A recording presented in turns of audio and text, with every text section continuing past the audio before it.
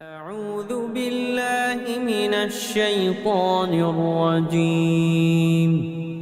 بسم الله الرحمن الرحيم. إن الذين يتلون كتاب الله وأقاموا الصلاة وأنفقوا مما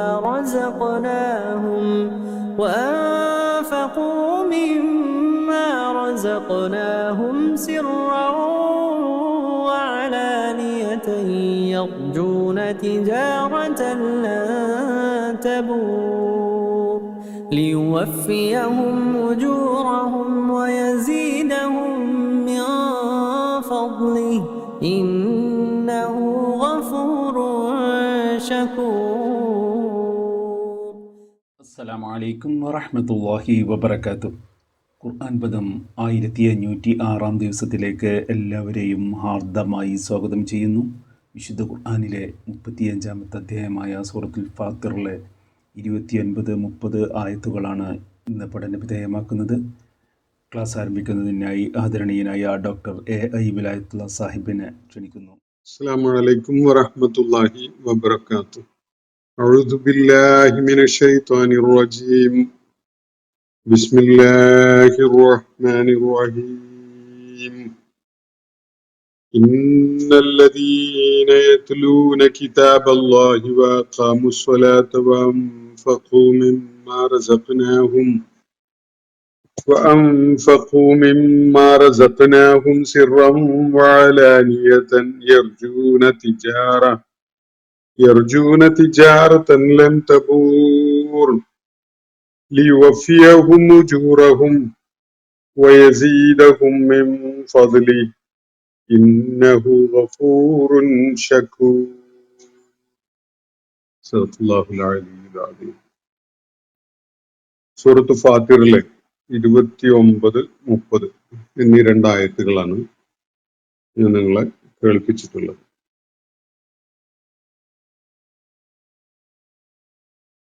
സത്യവിശ്വാസം ഉൾക്കൊണ്ട ആളുകൾ ഏതു വിധത്തിലുള്ള പ്രതീക്ഷയുമായിട്ടാണ് കഴിയുന്നത്, അവരുടെ ആ പ്രതീക്ഷ ഏതു വിധത്തിലാണ് പരിഗണിക്കപ്പെടാൻ പോകുന്നത് തുടങ്ങിയ കാര്യങ്ങളാണ് ഈ രണ്ടായത്തുകളിലായിട്ട് അള്ളാഹു വിവരിക്കുന്നത്. അതിന്റെ മുകളിലുള്ള കഴിഞ്ഞ ദിവസം നമ്മൾ പഠന വിധേയമാക്കിയ ആയത്തുകളിൽ അള്ളാഹുവിന്റെ സൃഷ്ടിവൈഭവത്തിന്റെ വിവിധ തലങ്ങൾ വെളിപ്പെടുത്തുന്ന ചില കാര്യങ്ങളാണ് അള്ളാഹു പങ്കുവെക്കുകയുണ്ടായത്. ആകാശത്തിൽ നിന്ന് മഴ വർഷിപ്പിക്കുകയും എന്നിട്ട് വളരെ വൈവിധ്യമുള്ള ഫലങ്ങൾ ഉൽപ്പാദിപ്പിക്കുകയും വ്യത്യസ്തമായ വർണ്ണങ്ങളിലുള്ള ഫലങ്ങൾ ഉൽപ്പാദിപ്പിക്കുകയും മനുഷ്യന് ഭക്ഷ്യയോഗ്യമായ വിധത്തിൽ അവയെ രൂപകൽപ്പന ചെയ്യുകയൊക്കെ ചെയ്തിട്ടുള്ള അള്ളാഹുവിന്റെ സൃഷ്ടി വൈഭവത്തെയാണ് ഇവിടെ ചൂണ്ടിക്കാണിച്ചിട്ടുള്ളത്. അതുപോലെ അതിലെ വർണ്ണ വ്യത്യാസങ്ങൾ, ഫലങ്ങൾ തന്നെ വ്യത്യസ്ത വർണ്ണങ്ങളുള്ള വിധത്തില് അള്ളാഹു സൃഷ്ടിച്ചിരിക്കുകയാണ്. ഈ ഒരു പ്രതിഭാസം അള്ളാഹുവിന്റെ എല്ലാ മേഖലയിലുമുള്ള സൃഷ്ടിപ്പിലും പ്രകടമാണ് എന്നതിനുള്ള സൂചനയായിട്ട് വേറെയും ചില ഉദാഹരണങ്ങൾ അള്ളാഹു കാണിക്കുകയുണ്ടായി. പർവ്വതങ്ങളിലെ ശിലാനിരകള് അവ വെളുപ്പും ചുവപ്പും അതുപോലെ കടും കറുപ്പും നിറമുള്ള വ്യത്യസ്തമായ ശിലാനിരകൾ, വ്യത്യസ്ത വർണ്ണങ്ങളിലായുള്ള ശിലാനിരകളെ കുറിച്ച് അള്ളാഹു ഇവിടെ സൂചിപ്പിക്കുന്നു. അതേപോലെ ഇത്തരം വൈവിധ്യങ്ങള് വർണ്ണത്തിലും അതുപോലെയുള്ള അതിന്റെ പല പ്രത്യേകതകളിലുമുള്ള വൈവിധ്യങ്ങൾ മനുഷ്യരുടെ കാര്യത്തില്, ജന്തുജാലങ്ങളുടെ കാര്യത്തില്, കന്നുകാലികളുടെ കാര്യത്തിലൊക്കെ സൃഷ്ടിപ്പിന്റെ ഭാഗമായി അള്ളാഹു സ്വീകരിച്ചിട്ടുള്ളത് കാണാം. അതാണ് അള്ളാഹു തുടർന്ന് ചൂണ്ടിക്കാണിക്കുന്നത്. എന്നിട്ട് ആ ആയത്തുകളുടെ ഒരു പരിസമാപ്തി എന്ന നിലക്ക് അള്ളാഹു പറയുന്ന ഒരു കാര്യം വളരെ ഗാംഭീര്യമുള്ള, വളരെ വലിയ ആഴമുള്ള, വളരെ വലിയ വിശാലമായ ചില തലങ്ങൾ അടങ്ങിയിട്ടുള്ള ഒരു ഒരു സംഗതിയാണ്, ഒരു കാര്യമാണ്. ഇന്നമ യഖ്ഷല്ലാഹ മിൻ ഇബാദിഹിൽ ഉലമാ എന്നാണ് അള്ളാഹു അവിടെ പറഞ്ഞു വെക്കുകയുണ്ടായത്. നിശ്ചയമായിട്ടും അള്ളാഹുവിനെ ശരിയായ വിധത്തിൽ ഭയപ്പെടുന്നത്, അള്ളാഹുവിനോട് ഭയഭക്തിയുള്ളവരാകുന്നത് അവന്റെ അടിമകളുടെ കൂട്ടത്തിൽ, അവന്റെ ദാസന്മാരുടെ കൂട്ടത്തിൽ അത് ഇൽമുള്ള ആളുകളാണ്, ജ്ഞാനികളാണ്, ശാസ്ത്രബോധമുള്ളവരാണ്, പണ്ഡിതന്മാരാണ് എന്നാണ് അള്ളാഹുവിടെ പറയുന്നത്. അറിവുള്ള എല്ലാവരും അല്ലെങ്കിൽ പാണ്ഡിത്യമുള്ള എല്ലാവരും അങ്ങനെ അള്ളാഹുവിനോട് ഭയഭക്തിയുള്ളവരാകും എന്ന ഒരു സൂചന അതിൽ അടങ്ങിയിട്ടില്ല. മറിച്ച് പലപ്പോഴും നമുക്ക് കാണാൻ സാധിക്കുകയും ചെയ്യും. എന്നാൽ അള്ളാഹുവിനെ ആരെങ്കിലും ഭയപ്പെടുന്നുവെങ്കിൽ, അവനോട് ഭയഭക്തിയുള്ളവരായി മാറുന്നുവെങ്കിൽ അതിന്റെ ഒരു അടിത്തറ തീർച്ചയായിട്ടും അറിവ് തന്നെയാവണം, ജ്ഞാനം തന്നെയാവണം. ജഹാലത്തിൽ നിന്നുകൊണ്ട്, അജ്ഞതയിൽ നിന്നുകൊണ്ട്, അന്ധകാരത്തിലും അറിവില്ലായ്കയിലും ഒക്കെ കഴിഞ്ഞുകൊണ്ട് ഒരാൾക്ക് അള്ളാഹുവിനെ ഭയപ്പെടുന്ന ആളായി മാറാൻ സാധ്യമല്ല. അതാണ് മനസ്സിലാക്കേണ്ട ഒരു കാര്യം. അറിവുള്ള എല്ലാവരും അള്ളാഹുവിനെ ഭയപ്പെടുന്ന വിധത്തിലുള്ള അറിവ് നേടിക്കൊള്ളണം എന്നില്ല. ഇനി നേടിയ അറിവ് തന്നെ ആ വിധത്തിലുള്ള ഒരു വെളിച്ചം ഒരാൾക്ക് പകർന്ന് നൽകിക്കൊള്ളണം എന്നില്ല. അത് ഓരോരുത്തരുടെയും നിലപാടുകളെയൊക്കെ ആശ്രയിച്ചിരിക്കും. എന്നാൽ അള്ളാഹുവിനെ ഭയപ്പെടുന്ന, അള്ളാഹുവിനോട് ഭയഭക്തി കാണിക്കുന്ന ആളുകൾ തീർച്ചയായിട്ടും അത് ചെയ്യുന്നത് അറിവിന്റെ അടിസ്ഥാനത്തിലാണ്, ജ്ഞാനത്തിന്റെ അടിസ്ഥാനത്തിലാണ്. അതൊരിക്കലും തന്നെ ഔപചാരിക വിദ്യാഭ്യാസത്തിന്റെ ഫലമാവണമെന്ന് ആർക്കും ആശീർവദിക്കാൻ പറ്റൂല. വെറുതെ ചുറ്റുപാടുകളെ നിരീക്ഷിക്കുന്നവൻ അള്ളാഹു നൽകിയ ദൈക്ഷണികമായ കഴിവുകളെ ചുറ്റുപാടും കാണുന്ന ദൃശ്യങ്ങളിൽ അപ്ലൈ ചെയ്തുകൊണ്ട് കാര്യങ്ങളെ ഉൾക്കാഴ്ചയോടുകൂടി വിലയിരുത്തി മനസ്സിലാക്കുന്ന ആള്, അയാളുടെ അത്ര ജ്ഞാനിയാവാൻ ഒരു പക്ഷേ ഔപചാരിക വിദ്യാഭ്യാസം നേടുന്ന ആളുകൾക്ക് കഴിയണമെന്നില്ല. എത്രയോ മറിച്ചുള്ള ഉദാഹരണങ്ങൾ നമുക്ക് കാണാൻ സാധിക്കും. അപ്പോ ജ്ഞാനം എന്ന് പറയുന്നത് ഒരു തിരിച്ചറിവ് നൽകുന്ന ജ്ഞാനമാണ്. അതിന് മനുഷ്യന്റെ ജന്മസിദ്ധമായ ദൈക്ഷണികതയും ബുദ്ധിപരമായ കഴിവുകളും നിരീക്ഷണ പാഠവും ഒക്കെ പ്രയോജനപ്പെടുത്തിയാൽ തന്നെ അത്തരം ഉയരങ്ങളിലേക്ക് എത്താൻ ഒരാൾക്ക് സാധിച്ചു എന്ന് വരും. അള്ളാഹുവിനെ ഇരുട്ടിൽ നിന്നുകൊണ്ട്, അന്ധകാരത്തിൽ നിന്നുകൊണ്ട്, അജ്ഞതയിൽ നിന്നുകൊണ്ട് അള്ളാഹുവിനോട് ഭയഭക്തി കാണിക്കുക എന്നത് സാധ്യമായ ഒരു സംഗതിയല്ല.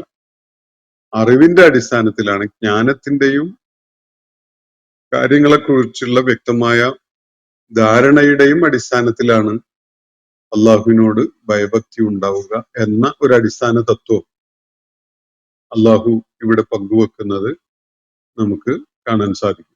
ഞാൻ സൂചിപ്പിച്ചുവല്ലോ, അജ്ഞതയിൽ നിന്നുകൊണ്ട്, ജഹാലത്തോ അല്ലെങ്കിൽ അന്ധകാരമോ പേറിക്കൊണ്ട് ഒരാൾക്ക് അള്ളാഹുവിനെ ഭയപ്പെടുന്ന ഒരാളായി മാറാൻ സാധ്യമല്ല. കാര്യങ്ങളെ കുറിച്ചുള്ള തിരിച്ചറിവാണ് അതിന് വേണ്ടത്. സ്വന്തം ശരീരത്തിന്റെയും മനസ്സിന്റെയും പ്രവർത്തനങ്ങൾ, താൻ നിലകൊള്ളുന്ന ചുറ്റുപാടിന്റെ പ്രത്യേകതകൾ, അതിലടങ്ങിയിട്ടുള്ള വിവിധങ്ങളായ അസംഖ്യം സൂചനകൾ അടങ്ങിയിട്ടുള്ള പ്രതിഭാസങ്ങൾ, ഇതിനെക്കുറിച്ചൊക്കെ ആലോചിക്കാനും ചിന്തിക്കാനും ഒക്കെ സന്നദ്ധനാവുന്ന ഏതൊരാൾക്കും ജ്ഞാനപരമായ വളർച്ച നേടാൻ സാധിക്കും. അത്തരം ആളാണ്, അല്ലെങ്കിൽ അത്തരം ആളുകളാണ് യഥാർത്ഥത്തിൽ അള്ളാഹുവിനോട് ഭയഭക്തിയുള്ളവരായി മാറുക എന്ന ഒരു കാര്യമാണ് അള്ളാഹുവിടെ സൂചിപ്പിക്കുന്നത്. വലിയ വൈജ്ഞാനികമായ മുന്നേറ്റം നടത്തിയ എത്രയോ ആളുകൾ ഈ ഒരു തിരിച്ചറിവ് ഉൾക്കൊള്ളാതെ അന്ധകാരത്തിൽ തന്നെ തുടരുന്നത് നമുക്ക് എത്രയോ കാണാം. എന്നല്ല, ലോകത്ത് ഏറ്റവും കൂടുതലുള്ളത് അങ്ങനെ വൈജ്ഞാനിക മുന്നേറ്റം നടത്തിയ ആളുകളാണ്. തിരിച്ചറിവ് നേടാതെ അങ്ങനെ വിജ്ഞാനത്തിന്റെ ഭാരവും പേറിക്കൊണ്ട് നടക്കുന്ന ഒരുപാട് ആളുകളെയാണ് നമുക്ക് ലോകത്ത് കൂടുതലായിട്ടും കാണാൻ സാധിക്കുക.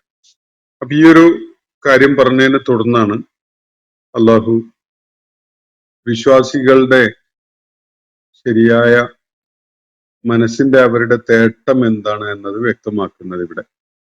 ഈ ആയത്തുകള്, ഈ 29-ാമത്തെയും 30-ാമത്തെയും ആയത്തുകള് നമുക്ക് ശ്രദ്ധാപൂർവ്വം ഒന്ന് വായിച്ചു നോക്കാം. ഇന്നല്ലദീന യത്ലൂന കിതാബല്ലാഹി, നിശ്ചയമായിട്ടും അള്ളാഹുവിന്റെ ഗ്രന്ഥം, അള്ളാഹുവിന്റെ ഈ വേദം വായിക്കുന്ന ആളുകൾ. ഈ യത്ലൂന എന്ന് പറഞ്ഞ പിന്തുടരുന്ന എന്നും അർത്ഥമുണ്ട് അതിന്. അപ്പൊ തിലാവത്ത് എന്നത് ഒരു പിന്തുടരൽ കൂടിയാണ്. കേവലം വായന ഖുർആന്റെ കാര്യത്തില് സാധിക്കില്ല. ഒന്നുകിൽ നമ്മൾ ആ ഖുർആൻ അള്ളാഹുവിന്റെ വചനമാണ്, അള്ളാഹുവിന്റെ കലാമാണ് എന്ന് ഉൾക്കൊണ്ടുകൊണ്ട് അള്ളാഹുവിന് വിധേയപ്പെട്ടുകൊണ്ട് ഈ ഖുർആനെ ഇത്തിബാഅ് ചെയ്യുന്ന, അതിനെ ജീവിതത്തില് പിന്തുടരുന്ന ആളുകളായിട്ട് മാറും. അല്ലെങ്കിൽ നമ്മൾ അതിനെ നിഷേധിക്കുന്നവരായിട്ട് മാറും. അപ്പോ ഈ രണ്ട് വിധത്തിലുള്ള, അല്ലെങ്കിൽ അങ്ങോട്ടും ഇങ്ങോട്ടും ചാഞ്ചാടിക്കൊണ്ടിരിക്കുന്ന ചില ഭൗതിക താല്പര്യങ്ങളുടെ പേരിൽ അങ്ങോട്ടും ഇങ്ങോട്ടും ചാഞ്ചാടിക്കൊണ്ട് ഉള്ള ഒരു നിലപാട് സ്വീകരിക്കുന്ന ആളുകളായിട്ട് മാറും. അപ്പൊ ഇവിടെ അള്ളാഹു സൂചിപ്പിക്കുന്നത് ഇന്നല്ലദീന യത്ലൂനൽ കിതാബ, യത്ലൂന കിതാബല്ല, അള്ളാഹുവിന്റെ ഈ വേദഗ്രന്ഥം പാരായണം ചെയ്യുകയും അത് ഫോളോ ചെയ്യുകയും ചെയ്യുന്ന ആളുകൾ. വഖാമുസ്വലാത്ത, അതിന്റെ സ്വാഭാവികമായിട്ട് വന്നു ചേരുന്ന ഒരു അഡീഷണൽ ആയ സംഗതിയാണ് അവര് അള്ളാഹുവിനോടുള്ള വിധേയത്വം പ്രഖ്യാപിക്കുന്നവരായി, ആ വിധേയത്വം ശരീരത്തിന്റെ കീഴ്പ്പെടലിന്റെ ഭാഗമായിക്കൊണ്ടും സംസാരത്തിന്റെ സമർപ്പണമായിക്കൊണ്ടും ഒക്കെ അങ്ങനെ നമ്മൾ നമസ്കാരം നിർവഹിക്കുന്നു എന്ന കാര്യം. അപ്പൊ വഖാമുസ്വലാത്ത, നമസ്കാരം നിർവഹിക്കുക എന്ന, അത് നമസ്കാരം നിലനിർത്തുക എന്നൊരു കാര്യം ചെയ്യുന്ന ആളുകൾ. വഅൻഫഖൂ മിമ്മാ റസഖ്നാഹും, അതുപോലെ നാം അവർക്ക് നൽകിയിട്ടുള്ള റിസ്ഖിൽ നിന്ന് ചെലവഴിക്കുകയും ചെയ്യുന്ന ആളുകൾ. രണ്ട് വിധത്തിലുള്ള ഇൻഫാഖാണ് അള്ളാഹുവിടെ സൂചിപ്പിക്കുന്നത്. ഒന്ന് സിർറൻ, രഹസ്യമായിട്ട്. രണ്ടാമത്തത് വഅലാനിയതൻ, പരസ്യമായിട്ട്. രണ്ടും വേണ്ടി വരും. രഹസ്യമായി ധനം ചെലവഴിക്കുക എന്നത് വളരെ ആവശ്യമായ ഒരു പുണ്യകർമ്മമാണ്. അത് നമ്മൾ ധനം ചെലവഴിക്കുമ്പോൾ അതിന്റെ പ്രയോജനം കിട്ടുന്ന ആളുകളുടെ മനസ്സിനെ വേദനിപ്പിക്കുന്ന വിധത്തില് അത് വെളിപ്പെടുത്തിക്കൊണ്ടിരിക്കുക എന്നത് ചിലപ്പോ അവരെ വളരെയേറെ ദ്രോഹിക്കുന്ന പോലെയുള്ള ഒരു സംഗതിയായിട്ട് മാറും. എന്നാൽ ചില കാര്യങ്ങളിൽ, ചില വിഷയങ്ങളിൽ പരസ്യമായിട്ട് കൊടുക്കല് ആവശ്യവുമായിരിക്കും. അത് വ്യക്തികൾക്ക് കൊടുക്കുന്നതായിക്കൊള്ളുന്നില്ല. അപ്പോ രണ്ട് രീതിയിലും അത് ആവശ്യമുണ്ട്. രഹസ്യമായിട്ട് നൽകുന്നത് ആവശ്യമുണ്ട്, പരസ്യമായിട്ട് ചെലവഴിക്കുന്നതും ആവശ്യമുണ്ട്. അതിന്റെ ഓരോ വിഷയവുമായി ബന്ധപ്പെട്ടുകൊണ്ടാണ് ഏത് വിധത്തിലാണ് ധനം ചെലവഴിക്കുന്നത്, അള്ളാഹു നൽകിയ വിഭവങ്ങൾ ചെലവഴിക്കുന്നത് ഈ സന്ദർഭത്തിന് യോജിച്ചിട്ടുള്ളത് എന്നത് ഓരോരുത്തർക്കും അത് വിലയിരുത്തിയാൽ മനസ്സിലാക്കാൻ സാധിക്കും. അപ്പോ അള്ളാഹുവിന്റെ വേദഗ്രന്ഥം പാരായണം ചെയ്യുകയും നമസ്കാരം ക്രമത്തിൽ അതിന്റെ വ്യവസ്ഥ അനുസരിച്ച് നടപ്പിലാക്കുകയും അള്ളാഹു നൽകിയ വിഭവങ്ങളിൽ നിന്ന് രഹസ്യമായും പരസ്യമായും ചെലവഴിക്കുകയും ചെയ്യുന്ന ആളുകൾ. ഈ ആളുകളുടെ യഥാർത്ഥത്തിലുള്ള നിലപാട് എന്താണ്? എന്ത് അടിത്തറയിലാണ് അവര് ഇങ്ങനെ ചെയ്തുകൊണ്ടിരിക്കുന്നത്? അള്ളാഹുവിന്റെ കിതാബ് അവർ ഉൾക്കൊള്ളുന്നു, അത് പാരായണം ചെയ്യുന്നു, അതനുസരിച്ച് ജീവിതം അവർ ക്രമീകരിക്കുന്നു, നമസ്കാരം നിലനിർത്തുന്നു. അള്ളാഹു നൽകിയ വിഭവങ്ങൾ അവര് രഹസ്യമായും പരസ്യമായും ചെലവഴിച്ചുകൊണ്ടിരിക്കുന്നു. ചെലവഴിക്കാൻ വേണ്ടിയാണ് അള്ളാഹു വിഭവങ്ങൾ തന്നിട്ടുള്ളത്. അതിങ്ങനെ കെട്ടിപ്പൂട്ടി വെച്ച് ദീർഘകാലം അങ്ങനെ കൊണ്ടു നടന്ന ഒരു ഉപയോഗമില്ലാതായി അടുത്ത തലമുറക്ക് അനന്തരാവകാശമായി ഏറ്റെടുക്കുക എന്നൊരു ഉദ്ദേശം മാത്രമല്ല അതിനുള്ളത്. അത് കുറച്ചൊക്കെ അങ്ങനെ വേണ്ടതുണ്ട് എന്ന് വെച്ചാൽ പോലും ചെലവഴിക്കാൻ വേണ്ടിയാണ് അള്ളാഹു മനുഷ്യന് വിഭവങ്ങൾ തന്നിട്ടുള്ളത്. തനിക്കും താനുമായി ബന്ധപ്പെട്ട ഒത്തിരി അവകാശികളായിട്ടുണ്ടാവും ചുറ്റുപാടും, അർഹതയുള്ളവരുണ്ടാകും. അത്തരം ആളുകൾക്കൊക്കെ വേണ്ടി പ്രയോജനം ലഭിക്കുന്ന വിധത്തില് അത് ചെലവഴിക്കുകയാണ് വേണ്ടത്. അതിനുവേണ്ടിയാണ് അള്ളാഹു വിഭവങ്ങൾ തന്നിട്ടുള്ളത്. അങ്ങനെ ചെയ്യുന്ന ആളുകൾ, അവരെ കുറിച്ച് അള്ളാഹു പറയുകയാണ്, യർജൂന തിജാറതൻ ലൻ തബൂർ, ഒരിക്കലും നഷ്ടമാവുകയില്ലാത്ത, ഒരിക്കലും പരാജയപ്പെട്ടു പോവുകയില്ലാത്ത, ഒരിക്കലും പൊളിഞ്ഞു പോവുകയില്ലാത്ത ഒരു കച്ചവടമാണ് അവർ ആഗ്രഹിക്കുന്നത്. അവർ പ്രതീക്ഷിക്കുന്ന അതാണ്. ഭൗതിക ലോകത്ത് നമ്മുടെ ജീവിത ആവശ്യങ്ങൾക്ക് വേണ്ടി പല വിധത്തിലുള്ള വ്യവഹാരങ്ങളിൽ നമ്മൾ ഏർപ്പെടാറുണ്ട്.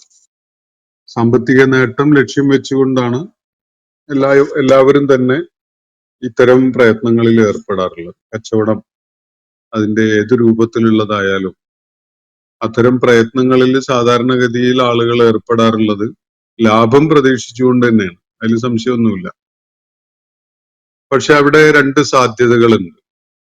ഏത് കച്ചവട സംരംഭത്തിലും ലാഭം ഉണ്ടാകുന്ന പോലെ തന്നെ ചിലപ്പോ നഷ്ടം ഉണ്ടാകാൻ സാധ്യതയുണ്ട്. ചിലപ്പോൾ മുടക്കു മുതല് പോലും നഷ്ടപ്പെടാനുള്ള സാധ്യത നിലനിൽക്കുന്നുണ്ട്. അപ്പൊ കച്ചവട സംരംഭത്തിന് ഇറങ്ങുന്ന ആരും തന്നെ പല കണക്കുകൂട്ടലുകളും നടത്തുമ്പോൾ, എല്ലാ കൂട്ടിക്കഴിക്കലുകളും നടത്തിക്കൊണ്ടിരിക്കുമ്പോൾ ഇങ്ങനെ ഒരു സാധ്യതയും, അത് വിജയിക്കാതെ പോവുക, നഷ്ടമാവുക തുടങ്ങിയിട്ടുള്ള സാധ്യതകളെയൊക്കെ റെക്കൺ ചെയ്യേണ്ടതുണ്ട്. അത് ഒരു കോമൺ സെൻസിന്റെ വിഷയമാണ്.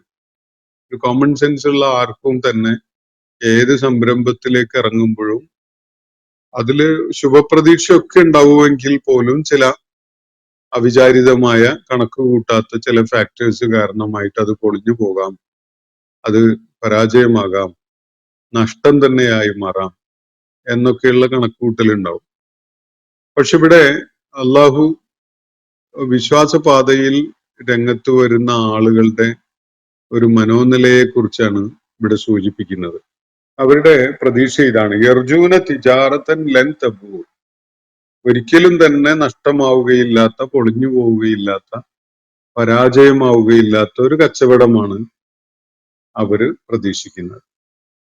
ഇതാണ് അള്ളാഹുവിന്റെ മാർഗത്തിലുള്ള പ്രയത്നങ്ങളുടെ ഏറ്റവും ആകർഷകമായ ഒരു തലം. അത് നഷ്ടമാകാത്തൊരു കച്ചവടമാണ്. അത്രയും ഉറപ്പാണ് അവർക്ക് ആ കച്ചവടം വിജയമാകും, ലാഭകരമാവും എന്നത്. ഭൗതിക ലോകത്ത് പ്രതിഫലമായിട്ട് അല്ലെങ്കിൽ ലാഭമായിട്ട് യാതൊന്നും നമ്മുടെ കൈകളിലേക്ക് വരുന്നില്ലെങ്കിൽ പോലും ഈ മുതൽ മുടക്ക് ഒരിക്കലും തന്നെ നഷ്ടമാവുകയില്ല എന്ന കൃത്യമായ ബോധം അവർക്കുണ്ട്.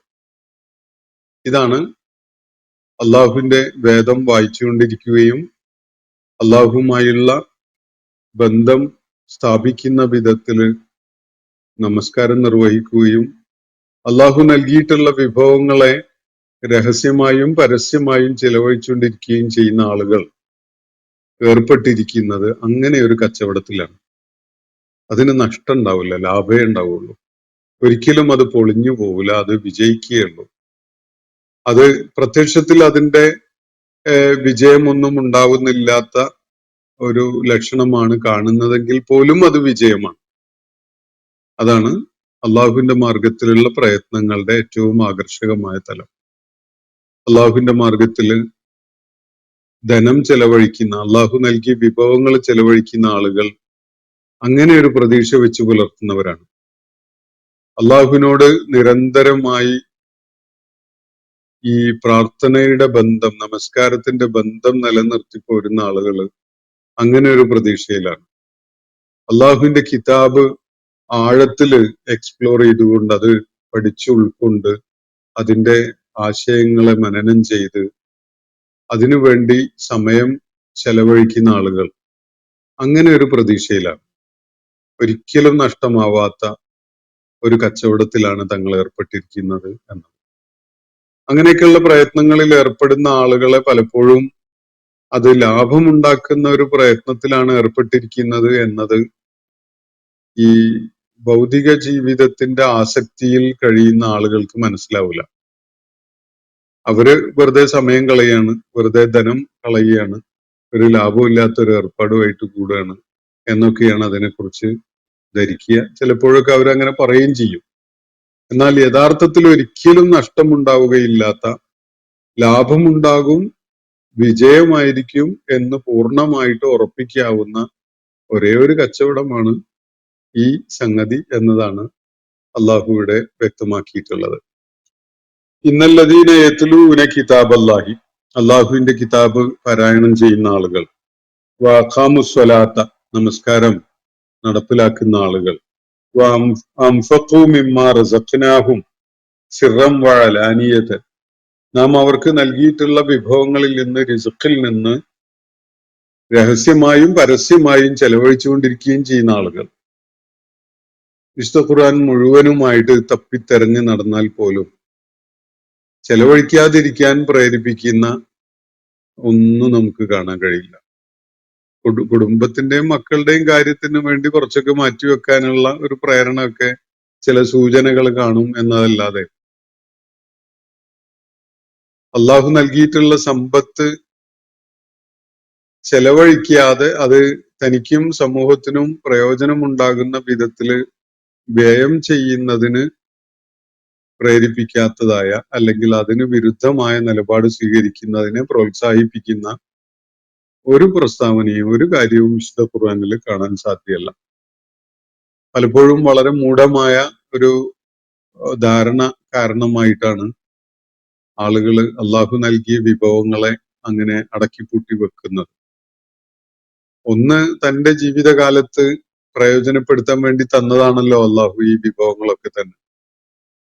രണ്ടാമത്തത്, അള്ളാഹുവിന്റെ ഖജനാവില് വിഭവങ്ങൾക്ക് വല്ല കുറവുണ്ടോ?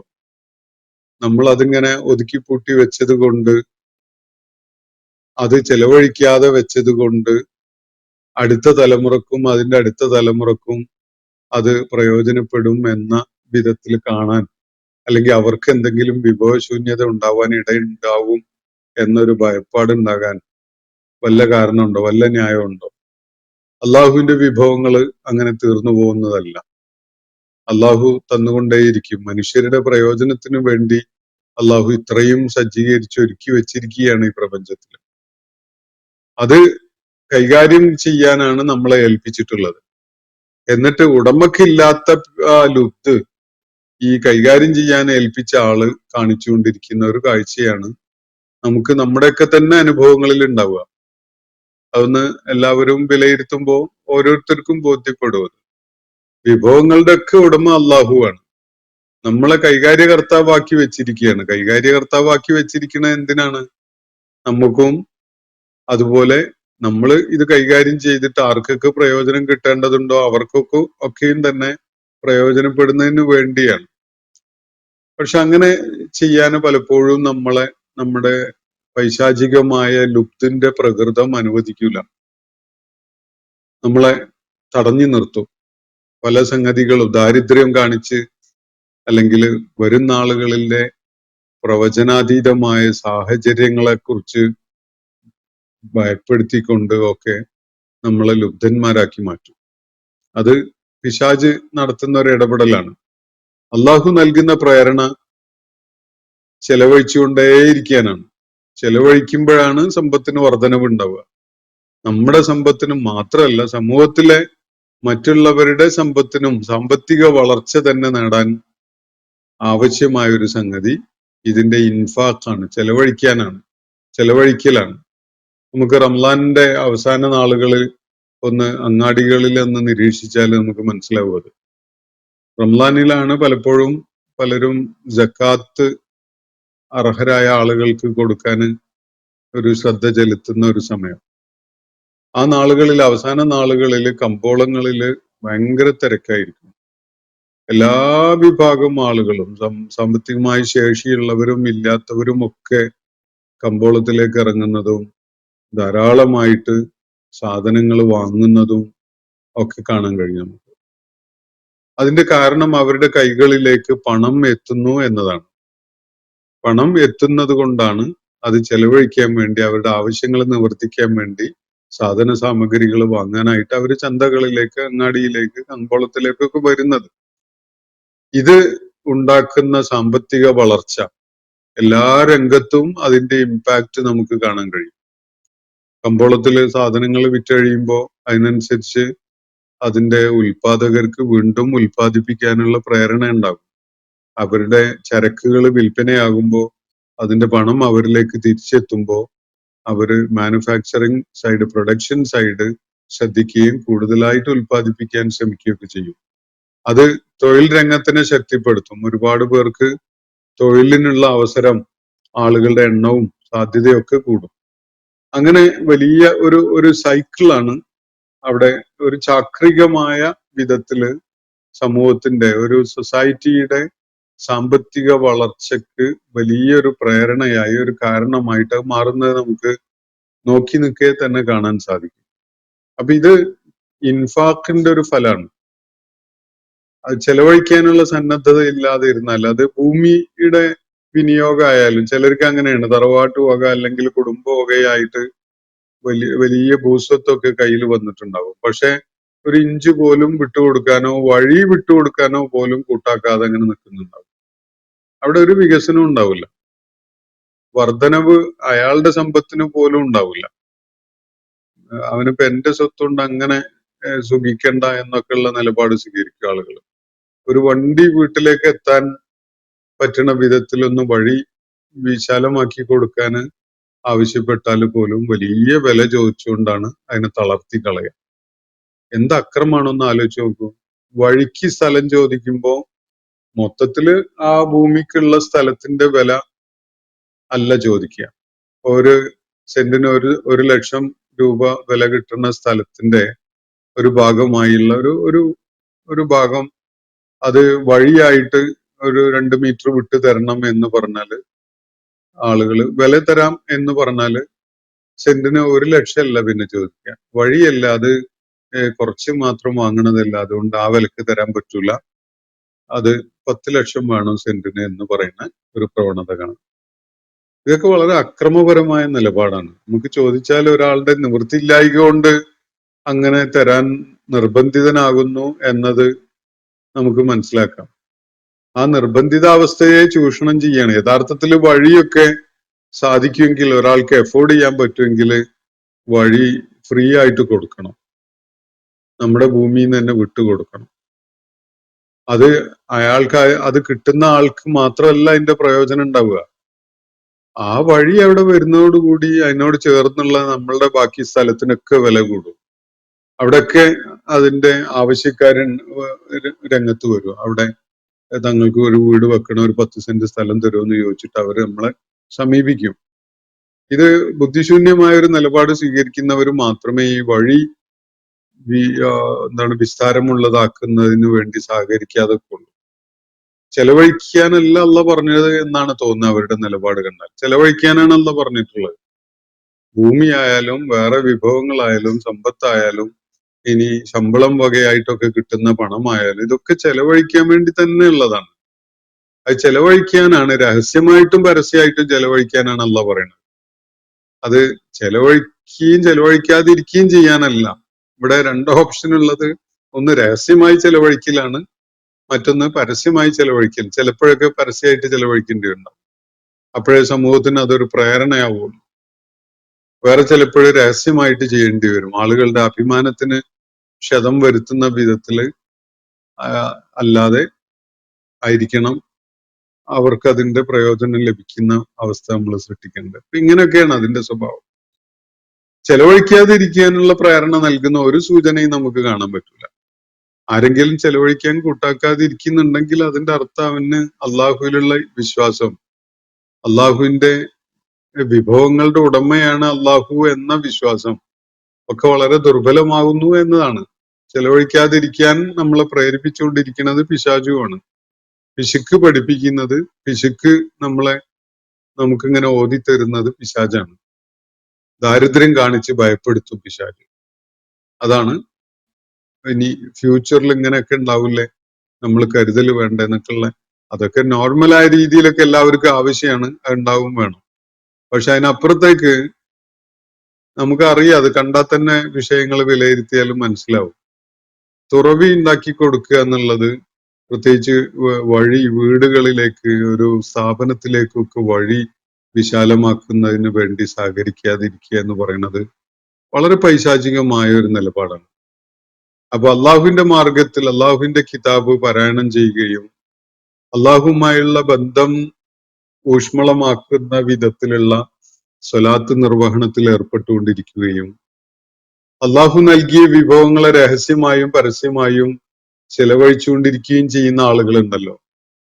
അതവർ ചെയ്യുന്നത് ഈ ഒരു ഈമാന്റെ ഒരു ശക്തമായ വിശ്വാസത്തിന്റെ ബലത്തിലാണ്. എന്താണ് അവരുടെ ആ വിശ്വാസദാർഢ്യതയുടെ അടിത്തറ? ഈ കച്ചവടം ഒരിക്കലും പൊളിയൂല എന്നുള്ള ബോധമാണ് അവർക്കുള്ളത്. ഇതൊരിക്കലും നഷ്ടാവൂല, ഇതൊരിക്കലും തകർന്നു പോവൂല എന്നതാണ് അവർക്ക് അക്കാര്യത്തിലുള്ള ബോധ്യം. എന്താണ് അവര് കരുതുന്നത്? യർജൂന തിജാറത്തൻ ലൻ തബൂർ, ഒരിക്കലും തകർന്നു പോവുകയില്ലാത്ത, ഒരിക്കലും പൊളിഞ്ഞു പോവുകയില്ലാത്ത ഒരു കച്ചവടമാണ് അവരതിലൂടെ പ്രതീക്ഷിക്കുന്നത്. ഈ ഒരു പ്രതീക്ഷ നമുക്ക് ഉണ്ടാകുന്നുണ്ടോ? അതോ തൊലിപ്പുറമേയുള്ള ഈമാന് മാത്രമാണോ നമ്മളുടേത്? നമ്മൾ ഒരു ആത്മവിചിന്തനം ഇക്കാര്യത്തിൽ നടത്തുന്നത് നല്ലതാണ്. നമ്മൾ പരിശോധിച്ചുകൊണ്ടിരിക്കണം നമ്മുടെ ഈ പ്രതീക്ഷ നഷ്ടമാവാത്തൊരു കച്ചവടമാണ് നമ്മൾ നടത്തുന്നത് എന്ന ദൃഢബോധ്യത്തോടു കൂടിയാണോ നമ്മൾ ഇത്തരം കാര്യങ്ങളിൽ ഏർപ്പെടുന്നത്? അതാണ് വിശ്വാസത്തിന്റെ ഒരു റിഫ്ലക്ഷൻ, ഒരു പ്രതിഫലനം എന്നതാണ് അള്ളാഹു ഇവിടെ സൂചിപ്പിക്കുന്നത്. എന്തിനാണത്? അവരെന്തുകൊണ്ടാണ് ഇതൊരിക്കലും നഷ്ടമാവാത്ത കച്ചവടമാണ് എന്ന ബോധ്യത്തിൽ ഈ കച്ചവടത്തിൽ ഏർപ്പെടുന്നത്? അള്ളാഹു അത് വ്യക്തമാക്കുകയാണ് തുടർന്നുള്ള അടുത്ത ആയത്തിൽ. ലിയുവഫിയഹും ഉജൂറഹും, അള്ളാഹു അവർക്കുള്ള പ്രതിഫലം പൂർണ്ണമായി തികവോടുകൂടി നൽകുന്നതിന് വേണ്ടിയാണ്. അള്ളാഹു നിങ്ങൾക്ക് പ്രതിഫലം തരണമെങ്കിൽ നമ്മളൊരു അവസരം ഉണ്ടാക്കി കൊടുക്കണ്ടേ? എന്ത് പറഞ്ഞുകൊണ്ടാണ്, എന്തിന്റെ കാര്യത്തിലാണ് നമുക്ക് അള്ളാഹു ഔദാര്യം ചൊരിയേണ്ടത്? എന്തെങ്കിലും ഒന്ന് പറയാൻ അള്ളാഹു നമ്മുടെ കാര്യത്തിൽ അള്ളാഹുവിന് കാണാൻ പറ്റണ്ടേ? അങ്ങനല്ലേ അതിനുള്ള പ്രതിഫലം അള്ളാഹു തികവോടുകൂടി തരിക. അപ്പൊ ഈ ആളുകൾ ഈ കച്ചവടത്തിൽ ഏർപ്പെടുന്നത് എന്തിനാണ്? ലിയുവഫിയഹും ഉജൂറഹും, അവൻ അവർക്കായിട്ട് അവർക്കുള്ള പ്രതിഫലം തികവോടുകൂടി പൂർണ്ണമായിട്ട് നൽകുന്നതിന് വേണ്ടി. അള്ളാഹുവിന് നമുക്കുള്ള പ്രതിഫലം കുറവില്ലാത്ത വിധത്തില് പൂർണ്ണമായി തരണമെങ്കിൽ നമ്മൾ അതിനുള്ള ഒരു സാഹചര്യം ഒരുക്കി കൊടുക്കണം. നമുക്ക് അതിനുള്ള അർഹത നേടാൻ പറ്റിയ ചില സംഗതികൾ നമ്മൾ ചെയ്യേണ്ടതുണ്ട്. വയസീദഹും മിൻ ഫദ്ലി, അപ്പൊ അള്ളാഹു പ്രതിഫലം മുഴുവനായിട്ടും തരും, അതാണ് അവരുടെ ഒരു പ്രതീക്ഷ. അതിനു വേണ്ടിയാണ് അവരിത് ചെയ്യുന്നത്. അതിൽ മാത്രം പരിമിതല്ല അവരുടെ പ്രതീക്ഷ, മറിച്ച് അള്ളാഹുവിന്റെ ഔദാര്യത്തിലും അവർക്ക് പ്രതീക്ഷയാണ്. ഇപ്പൊ ഞാന് യഥാർത്ഥത്തിൽ അർഹിക്കുന്ന ഒരു പ്രതിഫലമാണ് അള്ളാഹു തരുന്നത് എന്നൊരു പ്രതീക്ഷ വെച്ച് പുലർത്തുകയാണെങ്കിൽ അത് വളരെ ലുബ്ധമായ ഒരു പ്രതീക്ഷയാണ്. നമ്മൾ ചെയ്യുന്ന നന്മക്ക് തത്തുല്യമായ പ്രതിഫലം അള്ളാഹു തരുന്നതിന് കൂടാതെ അള്ളാഹുവിന്റെ ഔദാര്യമായിട്ടും കുറെ തരും. അതാണ് അവർ പ്രതീക്ഷിക്കുന്നത് എന്നാണ് അള്ളാഹു ഇവിടെ പറയുന്നത്. വയസീദഹും മിൻ ഫദ്ലി, അവന്റെ ഔദാര്യമായിട്ട് അവൻ അത് വർദ്ധിപ്പിക്കുകയും ചെയ്യുക എന്നതാണ് അവർ കണക്കൂട്ടുന്നത്. അതിനുവേണ്ടിയാണ് അവർ ഈ പ്രയത്നങ്ങളിൽ ഏർപ്പെടുന്നത്. അപ്പൊ നമ്മൾ കണക്ക് നോക്കിയിട്ട് അങ്ങനെ ഭയങ്കര കണിശമായ ആ കണക്ക് നോക്കിയിട്ടുള്ള ഒരു നിലപാട് ഇതിൽ സ്വീകരിക്കരുത് എന്നതാണ് ഇതിന്റെ സൂചന. സാധിക്കുന്നിടത്തോളം ഉദാരത കാണിച്ചുകൊണ്ട്, വിശാല മനസ്കത കാണിച്ചുകൊണ്ട് തന്നെയാണ് ഈ കാര്യം നിർവഹിക്കേണ്ടത്. നമ്മൾ പ്രതീക്ഷിക്കുന്നതും അങ്ങനെയാണല്ലോ അള്ളാന്റെ അടുക്കൽ നിന്ന്. നമുക്കുള്ള പ്രതിഫലം കണക്കനുസരിച്ച് തികച്ചുകൊണ്ട് തരിക എന്നത് മാത്രമാണോ? അല്ലല്ലോ. വയസീദഹും മിൻ ഫദ്ലി, അവന്റെ ഔദാര്യത്തിൽ നിന്ന് കുറച്ച് വർദ്ധിപ്പിച്ചു തരും എന്ന പ്രതീക്ഷയും നമുക്കുണ്ട്. അപ്പൊ ഇന്നഹു ഗഫൂറുൻ ഷക്കൂർ എന്നാണ് അള്ളാഹു തുറന്നു പറയുന്നത്. അള്ളാഹുവിലെ ഈ ആളുകൾ പ്രതീക്ഷ അർപ്പിച്ചുകൊണ്ട് ഇങ്ങനെ ചെയ്യുന്നത് ഈ കച്ചവടം ഒരിക്കലും പരാജയമാവുകയില്ല എന്ന കണക്കുകൂട്ടലിലാണല്ലോ. എന്നാൽ അള്ളാഹുവിന്റെ നിലപാട് എന്താണ്? ഇന്നഹു ഗഫൂറുൻ, അവനേറെ വിട്ടുപുറത്ത് മാപ്പാക്കി കൊടുക്കുന്നവനും കൂടിയാണ്. എന്ന് പറഞ്ഞാൽ ഈ നിർവഹണത്തിൽ തന്നെ പല വീഴ്ചയും ഒക്കെ പലർക്കും സംഭവിച്ചു പോകുന്നുണ്ടാവും. ചില കാര്യങ്ങൾ ചെയ്യുന്നതിൽ അതിന്റെ ഗുണഗണങ്ങൾ മങ്ങിയതായി പോകുന്ന വിധത്തിലായി പോകും. ചിലപ്പോഴൊക്കെ അത് അറിയാതെ ആരോടെങ്കിലൊക്കെ പറഞ്ഞു പോകും. ഇങ്ങനെയൊക്കെ ഉണ്ടാകുന്നത് നമ്മുടെ കർമ്മങ്ങളുടെ ക്വാളിറ്റി കുറച്ച് കളയുന്ന, അതിന്റെ തിളക്കം കുറയ്ക്കുന്ന സംഗതിയാണ്. പക്ഷെ അള്ളാഹ് പുറത്തു കൊടുക്കുന്നവനാണെന്നും കൂടി മനസ്സിലാക്കുക. അതുപോലെ അള്ളാഹു ഷക്കൂറുമാണ്. ഷക്കൂർ എന്ന് പറഞ്ഞാൽ ശുക്ർ എന്ന് വന്നൊരു വാക്കാണത്. നന്ദി കാണിക്കുന്നവൻ എന്നാണ് വേറൊരു കോണ്ടെക്സ്റ്റിലാണെങ്കിൽ നമുക്ക് അതിന്റെ അർത്ഥം മനസ്സിലാക്കാൻ പറ്റും. ഇവിടെ അത് അള്ളാഹു എക്നോളജ് ചെയ്യുന്നവനാണ്, പരിഗണന നൽകുന്നവനാണ് എന്നതാണ് അതിന്റെ അർത്ഥം. എന്താണ്, നമ്മളൊരു നന്മ ചെയ്തിട്ട് ആ ഒരു നന്മക്ക് ഒരു പരിഗണന അള്ളാഹു നൽകിയില്ല എന്നൊരു തോന്നൽ ഒരിക്കലും അള്ളാന്റെ പ്രതികരണത്തിൽ നമ്മൾ പ്രതീക്ഷിക്കരുത്.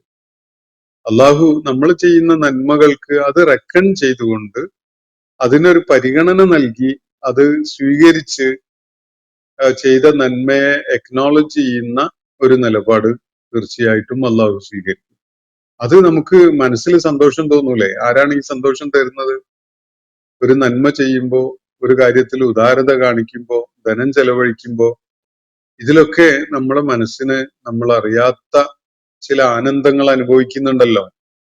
ഈ ആനന്ദം തരുന്നത് തന്നെ അള്ളാഹുവാണ്. അള്ളാഹു ഷക്കൂറാണ് എന്നതിന്റെ ഒരു റിഫ്ലക്ഷൻ ആണ് യഥാർത്ഥത്തിൽ നമ്മളെ മനസ്സിന് ഒരു നന്മ ചെയ്യുന്നതിലൂടെ സന്തോഷം അനുഭവിക്കാൻ കഴിയുന്നു എന്നത്. ഇത് വളരെ പ്രാഥമികമായ ഒരു തലാണെങ്കിൽ അള്ളാഹു ഇക്കാര്യത്തിൽ നമുക്ക് ബോധ്യപ്പെടുത്തി തരുന്ന ഒരുപാട് സംഗതികളുണ്ട്. ഞാൻ നേരത്തെ സൂചിപ്പിച്ചല്ലോ, റംലാന്റെ അവസാന നാളുകളിൽ കമ്പോളങ്ങൾ സജീവമാകുന്നത്, എല്ലാവർക്കും നല്ല ലാഭം ഉണ്ടാവുന്നത്, അതുപോലെ ഉൽപാദകരുടെ ഉൽപാദനക്ഷമത വർദ്ധിക്കുന്നത്, ഭയങ്കര ഒരു സൈക്കിളായിട്ട് നമ്മുടെ സാമ്പത്തിക രംഗം അങ്ങനെ ഒരു ചെയിൻ ഓഫ് റിയാക്ഷൻസ് അതിനുണ്ടായിക്കൊണ്ടിരിക്കുകയാണ്. അത് അള്ളാഹു തരുന്ന വലിയൊരു ഒരു ഒരു അനുഗ്രഹമാണ് അതിന്റെ ഫലമായിട്ട്. ഒരു നന്മക്ക് അള്ളാഹു അതിനെ റെക്കൺ ചെയ്തുകൊണ്ട് അംഗീകരിച്ചുകൊണ്ട് അള്ളാഹ് സ്വീകരിച്ചിരിക്കുന്നു എന്ന കാര്യം നമ്മളെ ബോധ്യപ്പെടുത്തുന്ന ഒരുപാട് കാര്യങ്ങൾ നമ്മുടെ ജീവിതത്തിൽ അതിന്റെ ഇമ്പാക്റ്റ് ആയിട്ടുണ്ടാവും. നമുക്കൊരു ഷെറ് നീക്കി തരും. ഒരു രോഗം ഉണ്ടായിരുന്നെങ്കിൽ അതിന് അള്ളാഹു ലളിതമായ പരിഹാരം ഉണ്ടാക്കി തന്നെന്ന് വരും. രോഗമുക്തി നൽകിയെന്ന് വരും. നമുക്ക് പ്രയാസം നേരിട്ടുകൊണ്ടിരുന്ന ഒരു വിഷയത്തില് ഒരുപാട് ആശ്വാസവും എളുപ്പവും ഉണ്ടാക്കി തരും. അങ്ങനെ ഒരുപാട് കാര്യങ്ങൾ അതിലൂടെയൊക്കെ നമ്മൾ കൈവരിക്കുന്നുണ്ട്. അപ്പൊ അള്ളാഹു ഷക്കൂറാണ്. അള്ളാഹു നമ്മൾ ചെയ്യുന്ന നന്മകളെ സ്വീകരിച്ച് റെക്കൺ ചെയ്ത് അംഗീകരിക്കുന്നവനാണ്. അതിന്റെ ഒരു ഇമ്പാക്റ്റ് നമ്മുടെ ബാക്കി കാര്യങ്ങളിലൊക്കെ ദുനിയാവിൽ തന്നെ പ്രകടാവും.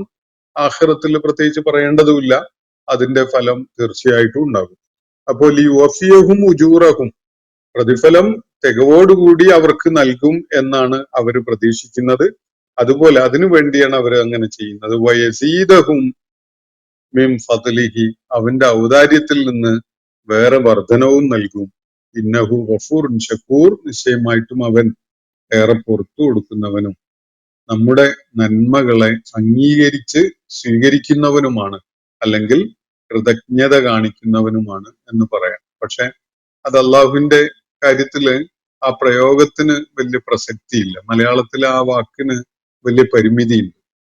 കൃതജ്ഞത എന്ന് പറയുമ്പോൾ അതിനൊരു പരിമിതിയുണ്ട്. മനുഷ്യന്റെ കാര്യത്തിലൊക്കെ അത് വളരെ സ്യൂട്ടബിൾ ആണ്. പക്ഷെ അള്ളാന്റെ കാര്യത്തില് അള്ളാഹ് നമ്മളോട് കൃതജ്ഞത കാണിക്കുന്നു എന്ന് പറയുമ്പോൾ നമുക്ക് എന്ത് അർഹതയുണ്ട് കൃതജ്ഞത കാണിക്കപ്പെടാൻ?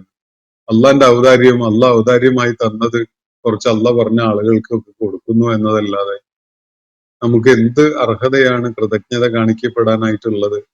അപ്പൊ അള്ളാഹു റെക്കൺ ചെയ്യുന്നു, പരിഗണന നൽകുന്നു എന്ന നിലക്ക് അള്ളാഹു അതിനെ അംഗീകരിക്കുന്നു എന്നുള്ള നിലക്കൊക്കെ മനസ്സിലാക്കുന്നതായിരിക്കും അത് കൂടുതൽ സ്യൂട്ടബിൾ ആയിട്ടുള്ളത്. ഇന്നത്തെ സെഷൻ ഇവിടെ അവസാനിക്കുകയാണ്. വാഖിർ ദഅ്വാന അനിൽ ഹംദുലില്ലാഹി റബ്ബിൽ ആലമീൻ.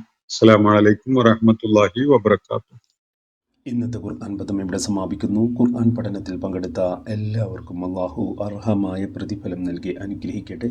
വആഖിർ ദഅ്വാന അനിൽ ഹംദുലില്ലാഹി റബ്ബിൽ ആലമീൻ. അസ്സലാമു അലൈക്കും വറഹ്മത്തുള്ളാഹി വബറകാതുഹു.